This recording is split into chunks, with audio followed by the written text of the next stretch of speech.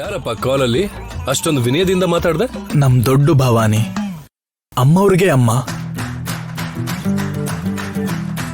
ನನ್ನನ್ನ ಇಷ್ಟು ದಿನ ಕಾಪಾಡ್ಕೊಂಡ್ ಬಂದಿರೋ ತಾಯಿ. ಸೆಂಟಿಮೆಂಟಲ್ ಫುಲ್ ಅನ್ಸುತ್ತೆ. ಇವರೇ ನಮ್ಗೀಗ ದಾರಿ ತೋರಿಸ್ಬೇಕು. ತೋರಿಸ್ತೀನಿ. ಏನ್ ಭವಾನಿ, ನೀನು ಅಮ್ಮವ್ರನ್ನ ತುಂಬಾನೇ ನಂಬ್ತೀಯಾ? ಆ ನಾಮ ನೋಡಿದ್ರೆ ಗೊತ್ತಾಗ್ತಾ ಇಲ್ವಾ? ಆ ನಾಮ ಎಷ್ಟು ದೊಡ್ಡದಿದ್ಯೋ ಅವನ ಭಕ್ತಿ ಕೂಡ ಅಷ್ಟೇ ದೊಡ್ಡದಿರುತ್ತೆ. ಪರಮ ಭಕ್ತ ಆಗಿರ್ತಾನೆ. ಹೌದು, ಅಮ್ಮವ್ರ ನಂತರನೇ ನನ್ಗೆಲ್ಲಾರು. ಇಷ್ಟೊಂದು ಭಕ್ತಿ ಇಟ್ಕೊಂಡು ಇವ್ರ ಹತ್ರ ಯಾಕೆ ಕೆಲಸ ಮಾಡ್ತಿದ್ಯಾ? ದುಡ್ಡುಗೋಸ್ಕರ. ದುಡ್ಡುಗೋಸ್ಕರ? ಅಮ್ಮ ಅವ್ರ ನಿಧಿನೇ ದೋಚ್ಬೇಕು ಅಂತ ಅನ್ಕೊಳ್ತಿರೋರ್ ಜೊತೆ ಕೆಲಸ ಮಾಡ್ತಿದ್ಯಲ್ಲ? ಏನು? ಹೌದು, ಆ ದೇವ್ರ ನಿಧಿನ ಅವ್ರು ಗುಳು ಮಾಡ್ತಿದ್ದಾರೆ.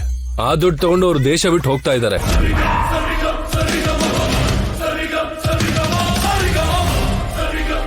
ಅದಕ್ಕೆ ನಾವ್ ಅದನ್ನ ಕಾಪಾಡಕ್ಕೆ ಅಂತ ಬಂದಿದೀವಿ. ನಮ್ಮನ್ನೇ ಹೀಗೆ ಕಟ್ಟಾಕ್ಬಿಟ್ಟಿದ್ದಾರೆ ಭವಾನಿ.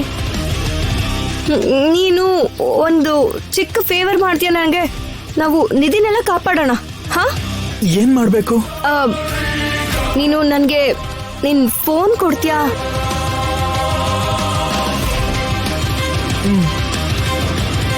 Thank you. ಹಲೋ ಸೀನು ಮಾವ.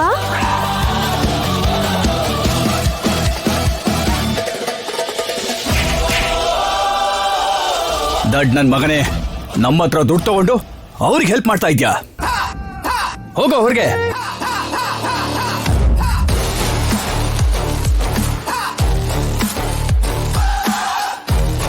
ಇಬ್ಬರನ್ನ ಸಾಯಿಸೋಣ ಅನ್ಕೊಂಡಿದ್ದೆ, ಆದ್ರೆ ಈಗ 4 ಜನ ಆದ್ರಿ. ಲೇ, 4 ಜನನ ಮುಗಿಸ್ರೋ.